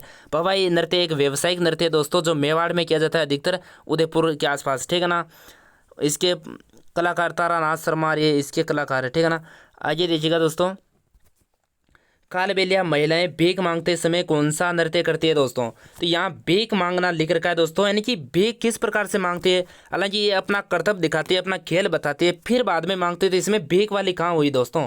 तो ये बागड़िया नृत्य किया जाता है। फिर भी अपन तो यानी कि एग्जाम की तैयारी कर रहे हैं, तो अपन को पढ़ना पड़ेगा। तो बागड़िया नृत्य करती है यानी कि कालबेलिया जाति की महिलाएं। और इनके द्वारा और भी नृत्य किया जाता है दोस्तों, जैसे इंडोनी नृत्य किया जाता है। बागड़िया हो गया, इंडोनी हो गया, पनिहारी हो गया, ठीक है ना। आगे देखिएगा, बिग बॉस में आने वाली कालबेलिया कलाकार कौन है? यानी कि बिग बॉस में यानी कि पूरे विश्व स्तर पर पहचान बना दी है राजस्थान की, तो गुलाबो सपेरा बजेगी। गुलाबो सपेरा दोस्तों अजमेर की निवासी थी ये दोस्तों, जिन्होंने कालबेलिया नृत्य को इतना प्रोत्साहित किया, यानी कि राजस्थान की तो पहचान बनाई, जो बनाई इसने कालबेलिया पूरे क्षेत्र की। और ये विश्व विरासत सूची में भी शामिल है, ये अपना ये जो कालबेलिया नृत्य है दोस्तों, ठीक है ना। 2010 के आसपास इसको विश्व विरासत सूची में शामिल किया गया था दोस्तों। आगे देखिएगा, चक्री तथा धाकड़ नृत्य किस जाति का है? तो चक्री तथा धाकड़ नृत्य हो जाएगा कंजर जाति का। जो कंजर जाति के जो पुरुष होते हैं वो तो करते हैं दोस्तों धाकड़ नृत्य, और जो इनकी महिलाएं होती हैं, इनकी जो कन्याएं होती है वो करती है दोस्तों चक्री नृत्य, ठीक है ना। और कंजर जाति की बात करूँ तो इनका कंजर शब्द का उत्पत्ति हुई काननचार से। कंजर जाति राजस्थान में अधिकतर हाडोती क्षेत्र में निवास करती है दोस्तों। और कजली तीज की जब सवारी निकलती है दोस्तों बूंदी में, जब कंजर जाति की जो अविवाहित जो कन्याएं होती हैं वो चक्री नृत्य करती है दोस्तों, ठीक है ना। आगे देखिएगा, नृत्यों का राजा या नृत्यों का सिरमौर कौन सा नृत्य है? तो घूमर नृत्य को क्या कहते हैं? राजस्थान का राज्य नृत्य कहते हैं, नृत्यों की आत्मा कहते हैं दोस्तों। और इसका इनकी घूमर नृत्य सर्वाधिक गणगौर के अवसर पर किया जाता है। गणगौर के अवसर पर किया जाता है दोस्तों घूमर नृत्य, ठीक है ना, गणगौर के अवसर पर किया जाता है। आगे देखिएगा दोस्तों, सबसे लंबा पशु कौन सा है? सबसे लंबा पशु मेला कहाँ लगता है दोस्तों? सबसे लंबा पशु मेला कहाँ लगता है? तो गोगा मेड़ी हनुमानगढ़ में लगता है, जो 1 माह तक लगता है, ठीक है ना, 1 महीने पर चलता है ये दोस्तों, जो कहाँ लगता है? गोगा मेड़ी हनुमानगढ़ में। जसवंत पशु मेला कहाँ पर आयोजित होता है? तो जसवंत पशु मेले की मैं बात करूँ तो ये होता है दोस्तों भरतपुर में। और राजस्थान में अभी वर्तमान में आय की दृष्टि से सबसे बड़ा पशु मेला है दोस्तों जसवंत पशु मेला। और इससे पहले पर्वतसर नागौर में जो तेजाजी पशु मेला लगता है वो दोस्तों वो था आय की दृष्टि से सबसे बड़ा मेला। लेकिन अभी वर्तमान में आय की दृष्टि से सबसे बड़ा मेला कौन सा बजेगा? जसवंत पशु मेला, जो कहाँ लगता है? भरतपुर में, ठीक है ना। और भोजन थाली मेला भी यहीं लगता है दोस्तों भरतपुर में। आगे देखिएगा, महाशिवरात्रि पशु मेला किस जिले में आयोजित होता है? महाशिवरात्रि पशु मेले की बात करें तो ये होता है दोस्तों करौली में। कहाँ होता है आयोजित? करौली में। और भारत में यानी कि 12 ज्योतिर्लिंग है। कितने ज्योतिर्लिंग है? 12 ज्योतिर्लिंग है। तो 12वां ज्योतिर्लिंग बना हुआ है दोस्तों सिवाड़ सवाई माधोपुर में, ठीक है ना। यानी कि महाशिवरात्रि पर वहाँ मेला लगता है। मदिल प्रकार की पगड़ी किस अवसर पर पहनी जाती है? तो मदियल पगड़ी पहनी जाती है दोस्तों दशहरे के अवसर पर, ठीक है ना। और मोटड़े की पगड़ी पहनी जाती है विवाह के अवसर पर। और हरी पगड़ी पहनी जाती है श्रावण माह में, ठीक है ना। और सफ़ेद पगड़ी पहनी जाती है कोई शौक का अवसर हो, यानी कि शौक चीज़ में। और आगे देखिएगा दोस्तों, अंगरखी या जामे के ऊपर कमर में बांधे जाने वाले कपड़ा क्या कहलाता है? वो कहलाता है दोस्तों पटका। क्या कहलाता है दोस्तों? पटका। मुस्लिम औरतों का पहनावा, मुस्लिम औरतों का पहनावा क्या कहलाता है? तो ये कहलाता है दोस्तों तिलका। क्या कहलाता है? तिलका। और एक बुरखा भी होता है, ये तो होता है दोस्तों सफ़ेद रंग का। किस रंग का होता है? सफ़ेद रंग का। जबकि एक होता है बुरखा जो मुस्लिम महिलाओं का धार्मिक वस्त्र है ये। आगे देखिएगा, नांदड़ा क्या है? नांदड़ा यानी कि आदिवासियों द्वारा प्रयुक्त किया जाने वाला एक प्राचीनतम वस्त्र है। यानी कि राजस्थान में नांदने कहाँ के प्रसिद्ध है? तो ये हो जाएगी दोस्तों नांदने भीलवाड़ा की। नांदने कहाँ के प्रसिद्ध है? भीलवाड़ा की, ठीक है ना। आगे देखिएगा, कटकी क्या है? कटकी आदिवासी अविवाहित युवतियों की ओढ़नी है। जो आदिवासी की जो अविवाहित जो कन्याएं होती हैं उनके द्वारा ओढ़नी ओढ़ी जाती है, जिसे क्या कहते हैं? कटकी। ताराबात की ओढ़नी किसके द्वारा ओढ़ी जाती है? ताराबात की ओढ़नी, लहरबात की ओढ़नी, ज्वारबात की ओढ़नी, ये ओढ़ने के प्रकार है। ये आदिवासी महिलाओं द्वारा ओढ़ी जाती है, ठीक है ना। आगे दीजिएगा, तगड़ी कहाँ पर पहनी जाती है? तगड़ी, तगड़ी पहनी जाती है कमर का आभूषण, कमर का। कमर बंद भी खाते हैं जिसे कणकते खाते हैं, ठीक है ना। कंठी कहाँ पर पहनी जाती है? तो कंठी पहनी जाती है दोस्तों गले में। कहाँ पहनी जाती है? कंठी गले में, ठीक है ना। मेहमद आभूषण कहाँ पर पहना जाता है? तो मेहमद आभूषण पहना जाता है सिर पर, ठीक है ना। आगे देखिएगा दोस्तों, किसी की याद में गाया जाने वाला गीत कौन सा है? तो ओडियो। ओडियो गीत किसी की याद में गाया जाता है दोस्तों, ठीक है ना। और ये लड़की की विदाई के अवसर पर भी गाया जाता है ओडियो, ठीक है ना। और जैसलमेर में पति के प्रदेश जाने पर कौन सा गीत गाया जाता है? तो ये गाया जाता है दोस्तों जोरावा। जोरावा एक यानी कि सैड सॉन्ग कह सकते हैं जिसे, यानी कि विरह गीत है, ठीक है ना। सुवटिया गीत किसके द्वारा गाया जाता है? तो सुवटिया गीत भीलनी महिला के द्वारा गाया जाता है, ठीक है ना। सुवटिया गीत, सुवटिया यानी कि राजस्थान में सुवा यानी कि तोते को माध्यम बनाकर गीत गाती है। उत्तरी मेवाड़ का भीलों का प्रसिद्ध लोकगीत कौन सा है? हम सीढ़ो। जो यानी कि हम सीढ़ो भील व पुरुष व महिलाओं के द्वारा गाया जाता है दोस्तों, हम सीढ़ो, ठीक है ना। बिछड़ो गीत किस क्षेत्र का है? तो बिछड़ो गीत गाया जाता है दोस्तों हाडोती क्षेत्र में। यानी कि किसी महिला को बिच्छू कहा जाता है और वह अपने पति को, यानी कि वो मरने वाली होती हैं और वह अपने पति को दूसरी शादी करने के लिए कहती है, ठीक है ना। मैं तो मरी होती माने खा गई बेरी बिछड़ो। तो आगे देखिएगा दोस्तों, अजरक एवं मलेर प्रिंट किस जिले की है? तो अजरक व मलेर प्रिंट हो जाएगी बाड़मेर की। कहाँ की हो जाएगी दोस्तों? बाड़मेर की हो जाएगी। जाजम प्रिंट कहाँ की प्रसिद्ध है? तो ये हो जाएगी अकोला चित्तौड़गढ़ की, ठीक है ना। अकोला चित्तौड़गढ़ की हो जाएगी जाजम। जाजम आप जानते होंगे दोस्तों, जो मांगलिक अवसर पर जो नीचे बिछाने का एक मोटी दरी होती है उसे कहते हैं जाजम। और ये अधिकतर लाल व काले हरे रंग इसमें प्रयोग किया जाता है, ठीक है ना। मथेरन कला कहाँ की है? तो ये हो जाएगी दोस्तों बीकानेर की। मथेरन कला कहाँ की हो जाएगी दोस्तों? बीकानेर की हो जाएगी, ठीक है ना। राजस्थान में मीनाकारी के लिए प्रसिद्ध जिला कौन सा है? तो मीनाकारी की जिला प्रसिद्ध है दोस्तों जयपुर, ठीक है ना। मीनाकारी यानी कि ईरान की कला है। इसकी ये ईरान से लाहौर आई थी। लाहौर से मान सिंह प्रथम इसको आमेर जयपुर में लेकर आते हैं दोस्तों, ठीक है ना, मीनाकारी को। और मीनाकारी की राजस्थान में सबसे बड़ी बड़ी मंडी लगती है सीतापुरा जयपुर में, ठीक है ना। और इसके प्रसिद्ध कलाकार की मैं बात करूँ तो सरदार कुदरत सिंह इसके प्रसिद्ध कलाकार हो जाएंगे मीनाकारी के, ठीक है ना। कुदरत सिंह इसके प्रसिद्ध कलाकार हो जाएंगे। आगे देखिएगा, थेवा कला कहाँ की प्रसिद्ध है? तो थेवा कला दोस्तों प्रतापगढ़ की प्रसिद्ध है। और प्रतापगढ़ का राज सोनी परिवार थेवा कला के लिए जाना जाता है। थेवा कला की शुरुआत यानी कि प्रतापगढ़ में सावंत सिंह के समय हुई थी। और नाथूजी सोनी ने इस कला को सर्वाधिक प्रसिद्धि दिलाई थी। और नाथूजी सोनी को यानी कि पद्मश्री अवार्ड से भी नवाजा गया है। और इन्हीं के पुत्र यानी कि महेश राज सोनी, जिसे 2015 में पद्मश्री अवार्ड मिल चुका है, ठीक है ना। आगे देखिएगा, और इस थेवा कला की मैं बात करूँ तो यानी कि एक क्षेत्र विशेष में है ये प्रतापगढ़ में, क्योंकि यह कला गुप्त रूप से यानी कि लड़कियों को, यानी कि इनकी लड़कियों को व बहू बेटियों को, यानी कुल मिला के महिलाओं को नहीं सिखाई जाती है, क्योंकि ये केवल पुत्रों को सिखाई जाती है, ठीक है ना। आइए देखिएगा दोस्तों, तार खसी के जेवर कहाँ के प्रसिद्ध है? तार खसी के जेवर हो जाएंगे दोस्तों नाथ द्वारा राजसमंद के, ठीक है ना। चांदी के तारों की जड़ाई की जाती है। ब्लू पोट्री किस जिले की प्रसिद्ध है? तो ब्लू पोट्री हो जाएगी दोस्तों जयपुर की, ठीक है ना। ब्लू पोट्री को भी यानी कि पर्सिया ईरान से इसका उद्भव हुआ था। और पर्सिया ईरान से लाहौर आई थी। लाहौर से मान सिंह प्रथम इसको जयपुर लेकर आते हैं ब्लू पोट्री को, ठीक है ना। इसे ब्लू पोट्री का प्राचीन नाम, पहले क्या नाम था इसका? काम चीनी पोट्री भी कहते हैं। यानी कि चीनी की जो वस्तुएं बनी रहती हैं उन पर कलाकारी करना, उन पर यह रंग चढ़ाना, ये ब्लू पोट्री कहलाती है। और यानी कि कृपाल सिंह शेखावत का संबंध, तो कृपाल सिंह शेखावत का संबंध हो जाएगा बल्लभ पोट्रे से, यानी कि कृपाल सिंह शेखावत को बल्लभ पोट्रे का जादूगर कहते हैं। क्या कहते हैं? जादूगर कहते हैं। कृपाल सिंह शेखावत महू गांव सीकर के निवासी थे, ठीक है ना। कागजी पोट्री कहाँ की प्रसिद्ध है? तो कागजी पोट्री हो जाएगी अलवर की। कागजी पोट्री को क्या कहते हैं? डबल कट पोट्री भी कहते हैं दोस्तों। क्या कहते हैं इसे? डबल कट पोट्री भी इसे कहते हैं, और परतदार पोट्री भी इसे कहते हैं, परतदार पोट्री, ठीक है ना। ये हो जाएगी अलवर की हो जाएगी, ठीक है ना। हाथ से कागज बनाने का स्थान कौन सा है? यानी कि राजस्थान में सांगानेरी, सांगानेर जो जयपुर में है, यहाँ पर हस्तलिखित यानी कि हाथ से कागज बनाए जाते हैं, ठीक है ना। और बात करें अपन आगे, उस्ता कला कहाँ की प्रसिद्ध है? तो उस्ता कला हो जाएगी दोस्तों बीकानेर की। कहाँ की हो जाएगी? बीकानेर की। और इसके उस्ता कला के प्रसिद्ध कलाकार थे हिसामुद्दीन उस्ता, ठीक है ना। उस्ता कला क्या होती है दोस्तों? जो ऊँट की खाल पर यानी कि सुनहरी मीनाकारी करना, सुनहरी चित्रकारी करना, ये कहलाती है उस्ता कला। लकड़ी के लिए प्रसिद्ध स्थान कौन सा है? यानी कि बस्सी गांव जो चित्तौड़ में है, ये लकड़ी की वस्तुएं बनाने का काम होता है। यहाँ पर बेवाण बनाते हैं यहाँ पर, ठीक है ना। बेवाण है जिसे मिनिएचर वुड टेम्पल कहते हैं, यानी कि देवताओं को जल जोतने एकादशी आती है तब देवताओं को यानी कि उस पर बिठाकर पवित्र जलाशय में स्नान करवाने के लिए ले जाया जाता है। और बात करें अपन पेंच वर्क व जटापटी का कार्य किस क्षेत्र का प्रसिद्ध है? तो ये हो जाएगा दोस्तों शेखावाटी का, ठीक है ना। शेखावाटी में चोरू शिखर झुंझुनू आते हैं दोस्तों। तो आगे देखिएगा गोटे का काम कहाँ का प्रसिद्ध है? तो गोटे का काम किया जाता है राजस्थान में सर्वाधिक खंडेला शिखर में। कहाँ किया जाता है? खंडेला शिखर पर गोटे का काम किया जाता है। और गोटे के मैं प्रकार की बात करूँ तो लप्पा, लप्पी, किरण, बांकड़ी, मुकेश, ये सभी किसके प्रकार है? गोटे के प्रकार है, ठीक है ना। बंदेज का कार्य के लिए प्रसिद्ध केंद्र है, तो बंदेज का केंद्र तो है जयपुर में, ठीक है ना। बंदेज क्या होता है दोस्तों? जहां कपड़े पर रंग नहीं चढ़ाना हो वहां कपड़े को बांध दिया जाता है। और राजस्थान में बंदेज का सर्वाधिक काम होता है चूरू जिले में, ठीक है ना, सुजानगढ़ चूरू में।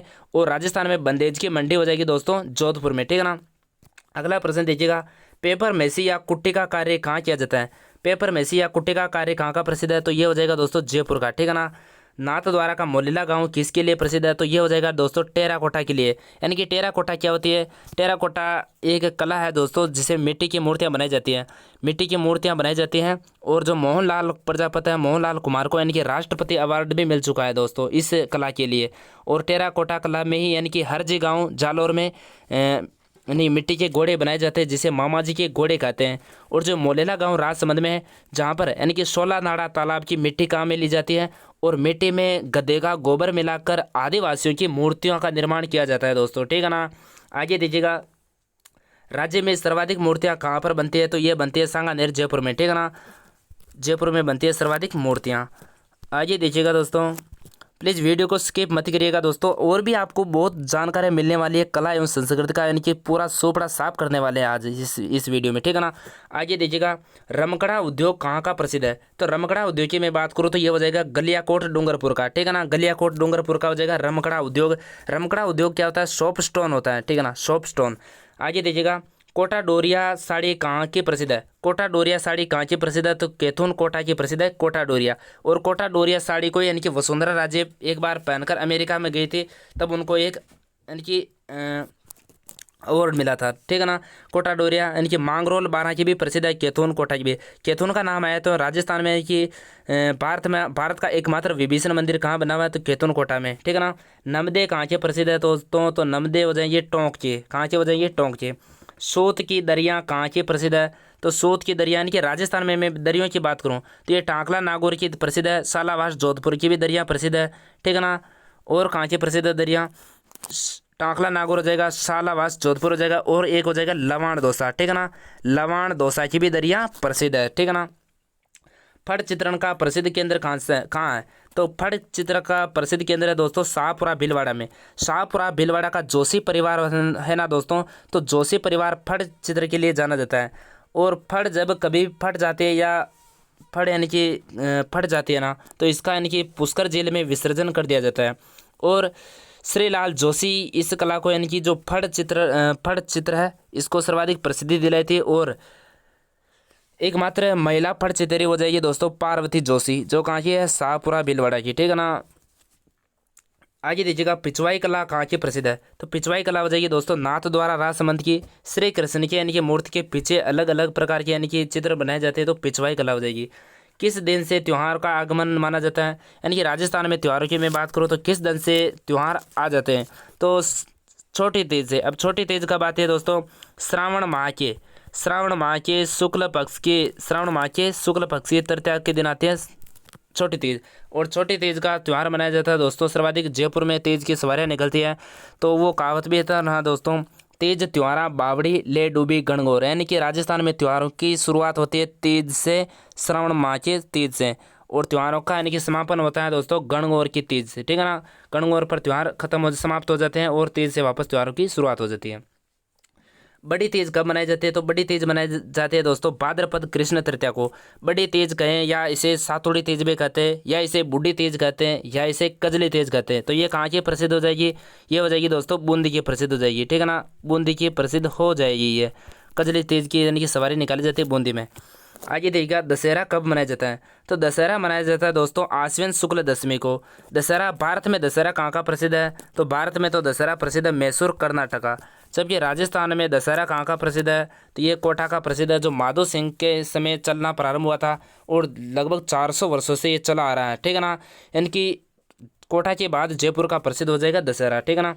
करवा चौथ का त्यौहार कब मनाया जाता है? ये पति पत्नी के प्रेम का त्यौहार है दोस्तों, कार्तिक कृष्ण चौथ को मनाया जाता है करवा चौथ का त्यौहार। इसमें जो महिलाएं होती है अपने पति की दीर्घायु के लिए व्रत रखती है, ठीक है ना।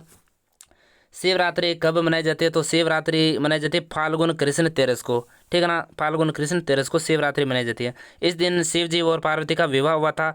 जबकि गणगौर के दिन यानी कि चैत्र शुक्ल तृतीया को गणगौर का त्यौहार आता है। उस समय यानी कि शिव जी और पार्वती जी का क्या हुआ था? गोना हुआ था, मुखला हुआ, ठीक है ना। होली के अवसर पर कहाँ पर बादशाह की सवारी निकाली जाती है? तो बादशाह की सवारी तो निकाली जाती है दोस्तों, सवारी निकाली जाती है कोटा पे। कहाँ निकाली जाती है? कोटा में। जबकि ब्यावर में तो क्या लगता है? इनका मेला लगता है, ठीक है ना।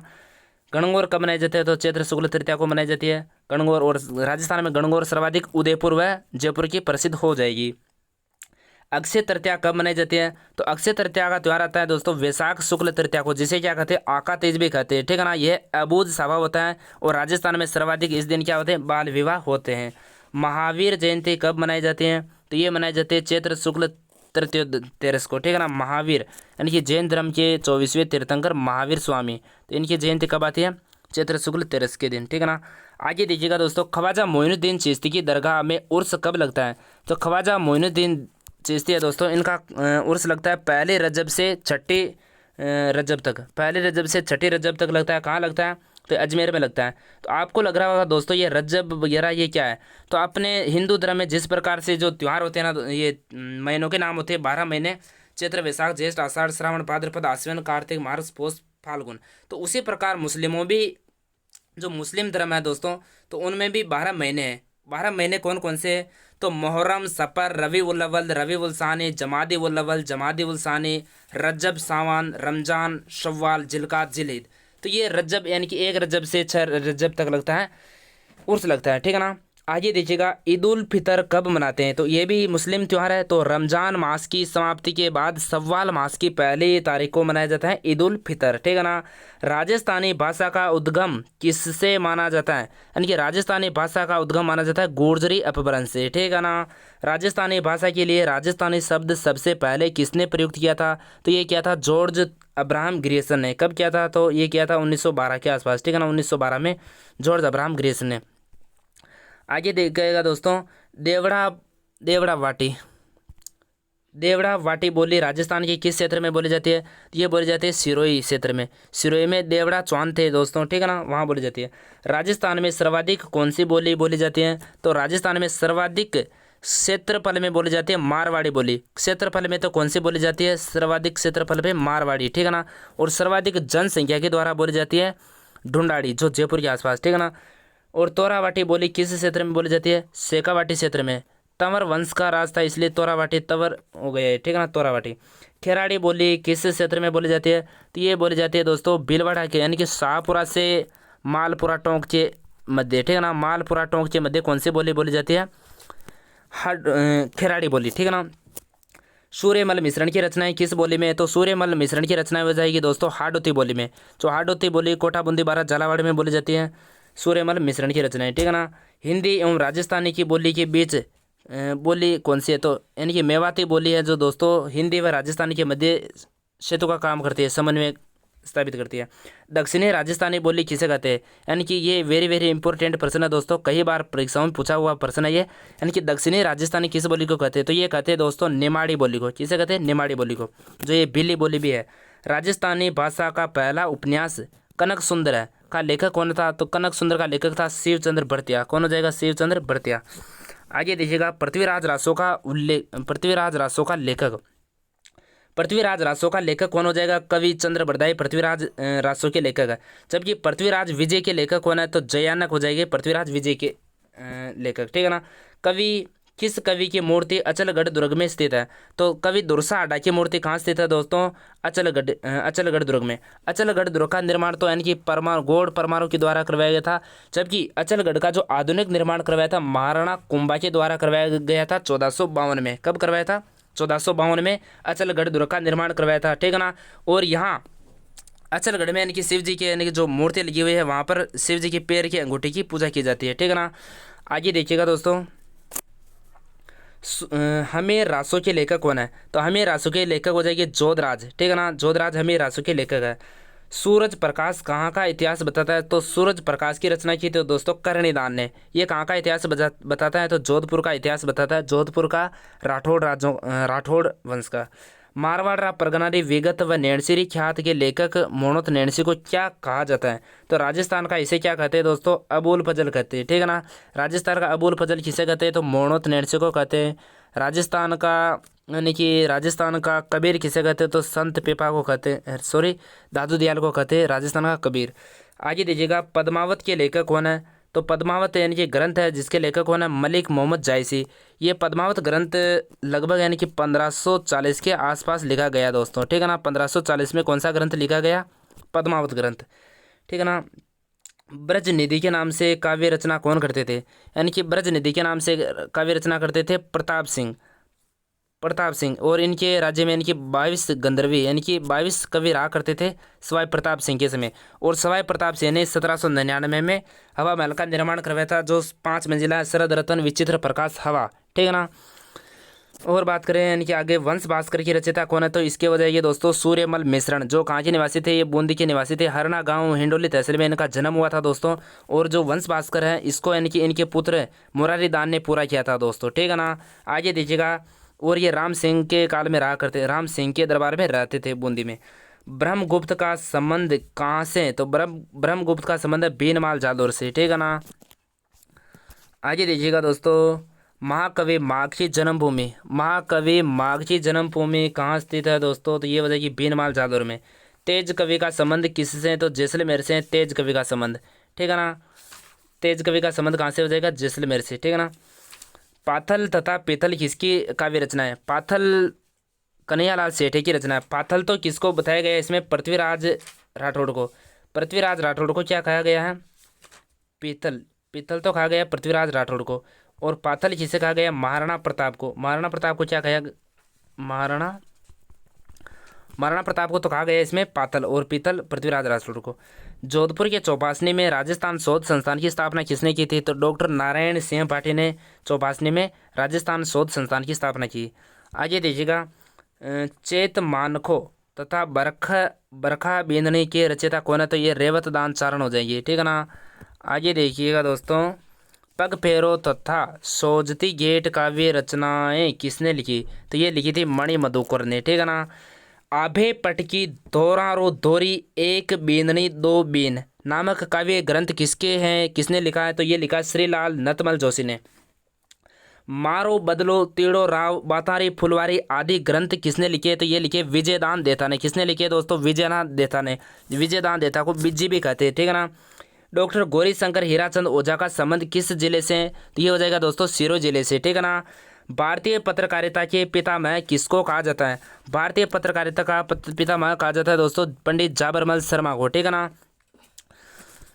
आप मेरे को जहाँ तक लग रहा है दोस्तों बोर तो हो रहे होंगे, लेकिन बोर यानी कि कुछ समय के लिए होना पड़ेगा दोस्तों। यदि आप राजस्थान की यदि किसी भी एग्जाम की तैयारी कर रहे हो तो पढ़ना तो पड़ेगा ना दोस्तों, पढ़ना तो पड़ेगा, पढ़ोगे तभी बढ़ोगे आगे, ठीक है ना। राजस्थानी शब्दकोश की रचना किसने की थी, राजस्थानी शब्दकोश की रचना की थी सीताराम लालस ने, ठीक है ना। इसमें लगभग 2 लाख के आसपास शब्द हैं इसमें, और इसमें ऊँट के ही 400 शब्द बताए गए, ठीक है ना। The annals and antiquities of Rajasthan के लेखक कौन है? तो कर्नल जेम्स टोड इसके लेखक हो जाएंगे, ठीक है ना। The annals and antiquities of Rajasthan. Doctor L P Tessitori. Doctor L P Tessitori का संबंध किस जिले से है? तो इसका संबंध है दोस्तों बीकानेर से, ठीक है ना। एलपी टेसीटोरी यानी कि एलपी की फुल फॉर्म आपने कहीं नहीं पढ़ी होगी दोस्तों, तो इसका देख लीजिएगा। लुइगी पियो इसकी फुल फॉर्म है, लुइगी पियो टेसीटोरी, ठीक है ना। ये कहाँ के निवासी थे? तो ये इंग्लैंड के निवासी थे, ठीक है ना। आइए देखिएगा दोस्तों, जयपुर घराने का प्रवर्तक कौन है? जयपुर घराने का प्रवर्तक हो जाएगा मनरंग, ठीक है ना। पंडित जसराज का संबंध किस घराने से है? तो ये हो जाएगा मेवाती घराना से। मेवात में अलवर भरतपुर आते हैं दोस्तों, अलवर व भरतपुर आते हैं मेवात में। पाकिस्तान के गजल गायक गुलाम अली का संबंध किससे है? तो ये पटियाला घराने से हो जाएगा, ठीक है ना। पटियाला घराने से हो जाएगा गुलाम अली का संबंध। रुलाने वाले फकीर के नाम से प्रसिद्ध मानतोल खान का संबंध किस घराने से है? तो रुलाने वाले फकीर के नाम से जन्नत अतरौली घराना से हो जाएगा इसका संबंध मानतोल का, ठीक है ना। जयपुर के कथक घराने का प्रवर्तक कौन है? यानी कि राजस्थान का एकमात्र कथक नृत्य भानुजी महाराज हो जाएगा। ये कथक का घराना कहाँ हो जाएगा? जयपुर में, ठीक है ना। गायन की एक नई शैली कव्वाली किसने विकसित की थी? कव्वाली अमीर खुसरो ने विकसित की थी, जिसे तोताए हिंद भी कहते हैं अमीर खुसरो को। तानसेन का जन्म कहाँ पर हुआ था? तो ग्वालियर एमपी में हुआ था तानसेन का जन्म, ठीक है ना। पंडित उदय शंकर जो कथक एवं प्रसिद्ध बेले नृतक हैं, उनका संबंध किस जिले से है? तो यानी कि पंडित उदय शंकर का संबंध हो जाएगा उदयपुर से, ठीक है ना। उदय शंकर का संबंध हो जाएगा उदयपुर से। मोहन वीणा का प्रतिपादन किसने किया था? पंडित विश्व मोहन के द्वारा किया गया था मोहन वीणा का प्रतिपादन। बीकानेर की अल्लाह जिलाबाई ने केसरिया बालम आवनी पधारो मारे देश किस शैली में गाया गया? तो ये गाया गया था दोस्तों मांड शैली में, ठीक है ना। मांड शैली में गाया गया था अल्लाह जिलाबाई के द्वारा। तो आपने देखा होगा, यानी कि केसरिया बालम राजस्थान का राज्य गीत कौन सा है दोस्तों? केसरिया बालम। तो क्यों ना, मेरे को जहाँ तक लग रहा है आप बोर भी हो रहे हैं, तो एक गीत ही गा लिया जाए दोस्तों। केसरिया बालम राजस्थान का राज्य गीत भी है दोस्तों, तो सुनेगा दोस्तों सभी। केसरिया बालम आवो नी पधारो मारे देश रे, किया प्यारी रा डोला आवो नी पधारो मारे देश रे। तो आइए देखिएगा दोस्तों, सदी खां मांगणियार लोक कला एवं अनुसंधान परिषद की स्थापना 2002 में कहाँ पर की गई थी? तो इसकी स्थापना की गई थी दोस्तों जयपुर में। कहाँ पे की गई थी? जयपुर में। पीतल के नाम से काव्य रचना कौन करते थे? तो पृथ्वीराज राठौड़ को क्या कहा गया है? पीतल और पाथल महाराणा प्रताप को कहा गया है, ठीक है ना दोस्तों। आगे देखिएगा, सूर्यमल मिश्रण के दत्तक पुत्र मुरारी दान, जो मैंने पहले बता दिया था। तो ये आश्रित कवि किसके थे? तो जोधपुर के महाराजा जसवंत सिंह के। तो यहाँ समझना लायक ये है कि मुरारी दान तो किसके आश्रित कवि थे? जोधपुर के राजा महाराजा जसवंत सिंह के, जबकि सूर्यमल मिश्रण थे बूंदी के राजा राम सिंह के आश्रित कवि, ठीक है ना। यशवंत यशोभूषण के लेखक कौन है? यशवंत यशोभूषण के लेखक हो जाएंगे दोस्तों मुरारी दान, ठीक है ना। मुरारी दान इनकी सूर्यमल मिश्रण के दत्तक पुत्र थे। जोधपुर में पुस्तक प्रकाश नामक पुस्तकालय की स्थापना किसने की थी? तो महाराणा मान सिंह ने की थी। मान सिंह नाथ संप्रदाय में दीक्षित हो गया था लास्ट में, और इसने महामंदिर का निर्माण भी करवाया था, जो राजस्थान में नाथ संप्रदाय का सबसे बड़ा मंदिर है जोधपुर में, ठीक है ना। पटुआ की हवेली, नतमल की हवेली एवं सालिम सिंह की हवेली किस जिले में है? तो पटुआ की हवेली, नतमल की हवेली की मैं बात करूँ तो ये हो जाएगी जैसलमेर में। कहाँ हो जाएगी? जैसलमेर में, जो 5 मंजिली है दोस्तों। कितने मंजिली है? 5 मंजिली है। ईश्वरदास मोदी की हवेली एवं पोधार की हवेली कहाँ स्थित है? तो ये हो जाएगी झुंझुनू में, ठीक है ना। पुष्य नक्षत्र हवेली, एक बड़े मियाँ की हवेली, ये कहाँ स्थित है? जोधपुर में हो जाएगी। यानी कि पुष्य हवेली यानी कि विश्व की एकमात्र हवेली जिसका निर्माण पुष्य नक्षत्र में हुआ। कौन सी हवेली? पुष्य हवेली, जो कहाँ है? जोधपुर में। बागोर की हवेली कहाँ पर स्थित है? तो ये हो जाएगी उदयपुर में। बागोर की हवेली कहाँ है दोस्तों? उदयपुर में। और बागोर की सभ्यता कहाँ है? तो भीलवाड़ा में है, कोठारी नदी के किनारे। और जो बागोर की हवेली है, इसमें यानी कि विश्व की सबसे बड़ी पगड़ी रखी हुई है दोस्तों। विश्व की सबसे बड़ी पगड़ी कौन सी हवेली में रखी हुई है? बागोर की हवेली में, जो कहाँ है? उदयपुर में, ठीक है ना। पुरोहित जी की हवेली एवं रत्नाकर की हवेली कहाँ है? तो जयपुर में हो जाएगी। बच्छावतों की हवेली कहाँ है? तो दोस्तों ये हो जाएगी बीकानेर में, ठीक है ना। जो बीकानेर की सबसे बड़ी हवेली मानी जाती है बच्छावतों की हवेली। टहला की हवेली कहाँ है? तो यह हो जाएगी अलवर में, ठीक है ना। टहला की हवेली अलवर में। मुबारक महल, मुबारक महल किस जिले में? तो मुबारक महल है दोस्तों बीकानेर, ये सॉरी इसे जयपुर में, ठीक है ना। और मुबारक महल एक बना हुआ है टोंक में। कहाँ बना हुआ है? टोंक में भी बना हुआ है मुबारक महल। टोंक में बना हुआ है मुबारक महल, जहाँ पर यानी कि बकरे की ईद पर ऊँट की कुर्बानी दी जाती थी। अब तो वर्तमान में बंद है हालांकि। तो मुबारक महल राजस्थान में 2 है। मुबारक महल का निर्माण यानी कि मेहमानों के आगमन के लिए करवाया था जयपुर में। एक जैसे 9 महल किस दुर्ग में है? तो एक जैसे 9 दुर्ग बने हुए हैं दोस्तों नाहरगढ़ जयपुर में, ठीक है ना। एक जैसे 9 महल है, इनका निर्माण करवाया था माधो सिंह सेकंड के द्वारा। किसके द्वारा निर्माण करवाया था? माधो सिंह सेकंड ने इसका निर्माण करवाया था। इनका निर्माण क्यों करवाया था दोस्तों? तो एक जैसे 9 महलों का निर्माण माधो सिंह सेकंड ने अपनी 9 पासवान रानियों के लिए करवाया था दोस्तों। क्यों करवाया था? तो यानी कि जयपुर में तेज सवारी देखने के लिए माधो सिंह ने अपने 9 पासवान रानियों के लिए एक जैसे 9 महलों का निर्माण करवाया था, ठीक है ना। आगे देखिएगा दोस्तों, बिजोलाई के महल कहाँ पर बने हुए हैं? तो बिजोलाई के महल की मैं बात करूँ तो बिजोलाई के महल बने हुए हैं जोधपुर में, ठीक है ना। कहाँ बने हुए हैं? बिजोलाई के महल जोधपुर में। और ये और याद रखना, राय का बाग पैलेस कहाँ है? तो राय का बाग पैलेस भी बना हुआ है, राय का बाग पैलेस भी बना हुआ है जोधपुर में, ठीक है ना। जहाँ स्वामी दयानंद सरस्वती ने उपदेश दिए थे राय का बाग पैलेस में, ठीक है ना। और बात करें कि चोखोलाव महल भी जोधपुर में हो जाएगा। बनेड़ा महल कहाँ है? तो ये हो जाएगा भीलवाड़ा में। जाली रानी का मालिया कहाँ बना हुआ है? जाली रानी का मालिया बना हुआ है दोस्तों कुंभलगढ़ में, ठीक है ना। जाली रानी यानी कि उदय सिंह की पत्नी थी जाली रानी। तो आशा करता हूँ दोस्तों, टाइम तो यानी कि बहुत लग गया, यानी कि वीडियो तो बहुत लंबा हो गया। हालांकि इस वीडियो को देखने के बाद आपको लगेगा नहीं कि यानी कि राजस्थान की अपन कला एवं संस्कृति का सोपड़ा साफ किया है मैंने आज इसमें, कला एवं संस्कृति का, ठीक है ना। तो आप यदि तन्मयता से इस वीडियो को देखा होगा, आपने तन्मयता से पूरा ध्यान देकर सुना होगा, तो यहाँ यानी कि एक एक प्रश्न आपको समझ में आ गया होगा कला एवं संस्कृति का, ठीक है ना। और भी ऐसे वीडियो अपन मैराथन क्लास आगे लेते रहेंगे दोस्तों।